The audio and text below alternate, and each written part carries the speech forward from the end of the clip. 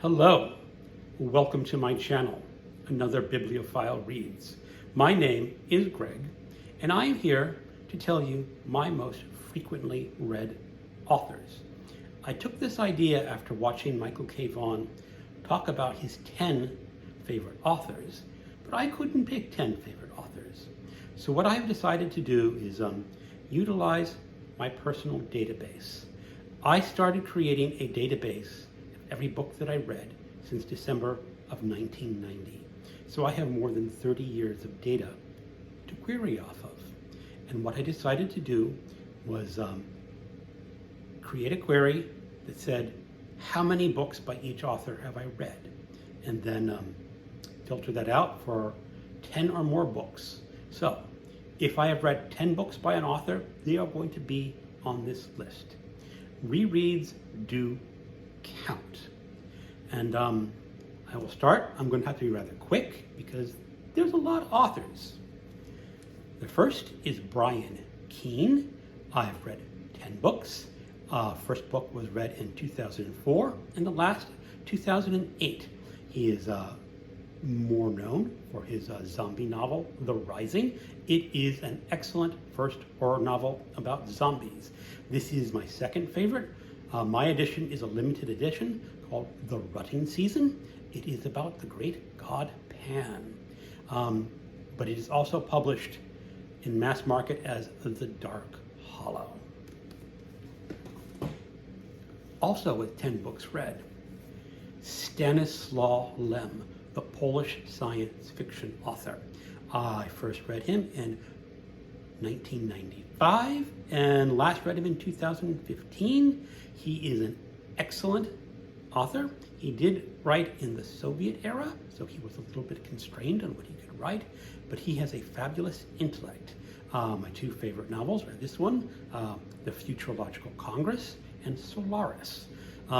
If you want to read Solaris, be sure you pick up the ebook or the audiobook, because the paperback books are actually translations from the French and not the Polish. So the translator they couldn't find a Polish translator and just decided to translate it from the French translation. Don't read that edition.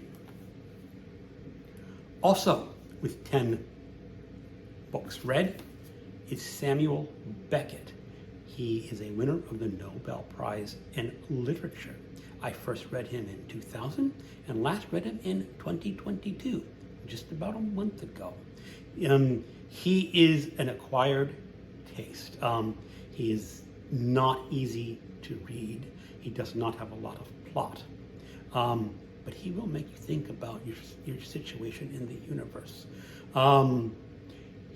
My favorite play by him is Waiting for Godot, and my favorite novel is Malloy.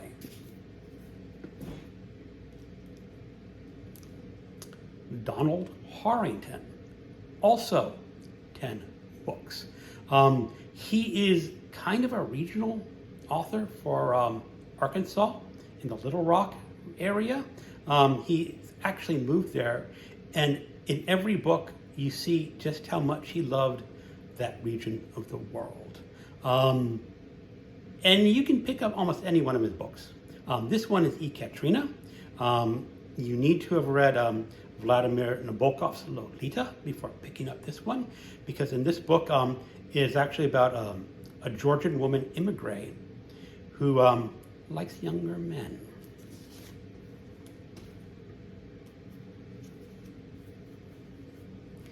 Also at 10 books is Frank Herbert. I first read him in 1998 and last read him in 2011. Most of that is the Dune Saga, a lot of those that I read twice. Everyone's going to be familiar with Dune, and he's a very good science fiction author. I actually have not read this one yet. It's that I have no copies of Dune on my shelves. They're all in ebook. Next comes, no surprise to some people, William Faulkner, another winner of the Nobel Prize in Literature.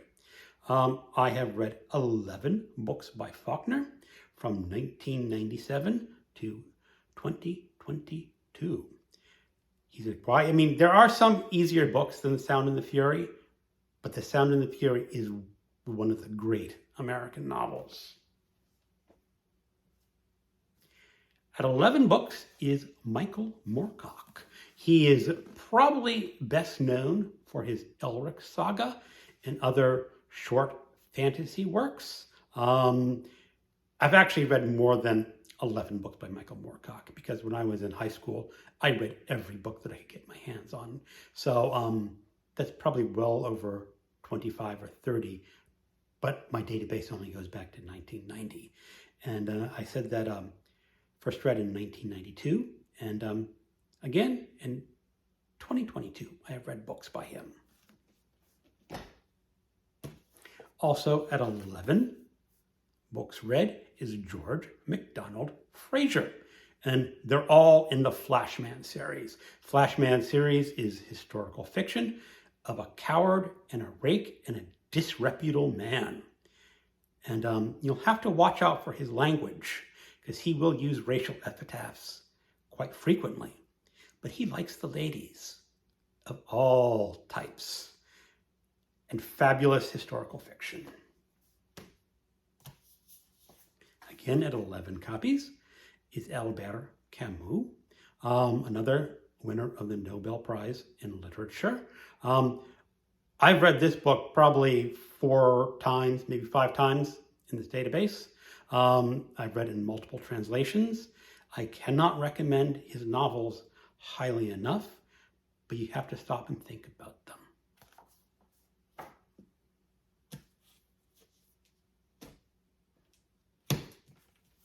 They're a little out of order, but that's okay.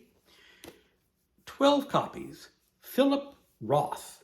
Philip Roth was a despicable human being. About 15 years ago, I went to a bed and breakfast up in New Jersey. And I was talking to the innkeepers, and they were asking me what kind of books I like to read because I told them I really like to read books. And I had just finished reading this book, or maybe it was a different book by Philip Roth. And I said, I like Philip Roth. And the innkeeper gave me a look. And she said, he stayed at this inn. I don't like him. And I don't know what he did to make that innkeeper dislike him. But I can imagine. But he is one of the great American writers. And he writes a lot about Jewish themes. And this one, Every Man, is a great book about mortality.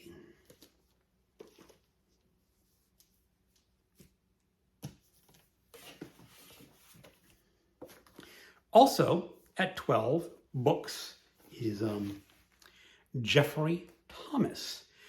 He writes a hybrid of science fiction and horror. There is a planet far away from Earth, and there's a huge metropolis called Punktown. And in Punktown, there are all sorts of humans and all sorts of aliens. But there are also Lovecraftian monsters. So you will have Cthulhu in space. A lot of what I have read by Jeffrey Thomas are not novel. Now, this is not a novel. This is actually a collection of short stories. But a lot of his books are like this. This is a chapbook. This is a total of 40 pages. But since it's printed as a book, I counted reading it as a book. If you find him, if you like science fiction and horror, and if you like Lovecraft, you really do yourself a favor and pick it up. After that, also at 12 books, is Graham Masterton. He is probably most, and I don't have a copy of his books anymore. I have unhauled them, unfortunately. His most famous book is The Manitou, and this is a story about an Indian who is reborn as a little tiny cell growing in a woman's back until it reaches maturity. And he writes decent horror. He does not write great horror novels, but they're very readable and very enjoyable. And I've read him between 2000 and 2007. After that is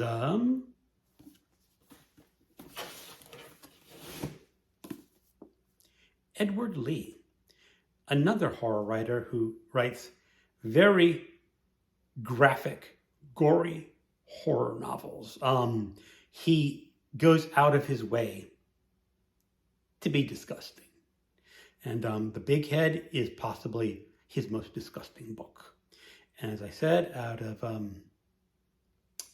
Edward Lee, I've read 12 books between 2004 to 2009. And here's sort of a little embarrassment. Not my biggest embarrassment, but I've read 13 books by Dean Koontz. I've read Dean Koontz between 1993 and 2007. So it's actually been quite a few years since I've read a Dean Koontz book. Cheesy horror books, sort of science fiction maybe, but mostly cheesy horror. But he is entertaining. A lot of his earlier books are entertaining. Some of his later books get sort of wonky and have this touchy-feely vibe to them that I didn't like, and that's probably why I stopped reading them.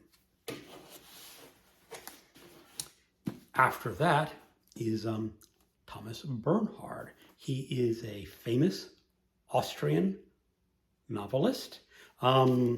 He is perhaps best known for his style of paragraphing, and he does not use paragraphs. The entire book is one paragraph long. He is also very fond of long sentences. I am told that the original German, he is just as long in his sentence structure. And he can be devastatingly cruel. He was also known as a playwright. And a lot of his plays were utter condemnation of the Austrian people and their willingness to go along with Hitler. And when he died, Bernhard had a stipulation in his will that his plays could not be performed for 50 years or something like that in Austria after his death. He just hated the people who went along with Hitler, which makes him probably a decent human, at least in some ways. And okay, here's the big embarrassment where I hold my head in shame. But I will not stray away from saying I read this author. And that is John Norman. I've read 13 books in the Gore series. And I read those between 2001 and 2003. He's not a good author. And he has this thing where people really hate him because he wants to treat women as slaves, sexual slaves, and have the women really enjoy it. Now, the first few books in this science fiction series are rather entertaining. You can see that slavery vibe in the background, and with each book, it sort of creeps further and further to the top of the story. And then it just takes it over. And after that slavery vibe takes over the stories, they're just not worth reading. After that, at 14 books, is another author. I do not have a sample to show you, but that is Peter F. Hamilton. I read him between 2009 and 2020. He is known for writing mega space opera novels. He has the Night's Dawn trilogy, in which an event happens in the universe that brings back all the humans in previous history back to life, and what havoc that creates. And there are some real people, like Al Capone, who show up in this book. And of course, Al Capone, being Al Capone, does his gangster stuff. And that's really kind of an interesting thing to have in science fiction. But my favorite is his Commonwealth saga, starting with Judas Unchained, and that is about aliens invading human planets. And it is one of the best alien invasion stories in science fiction. And almost all of his books are 800 or more pages long, so they're door stoppers. After that, coming in at 14 books between 1999 and 2022 is Philip K. Dick. He was a drug addict. He had mental issues.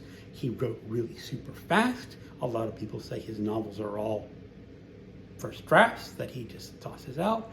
But there is something about Philip K. Dick and his stories that is utterly fascinating.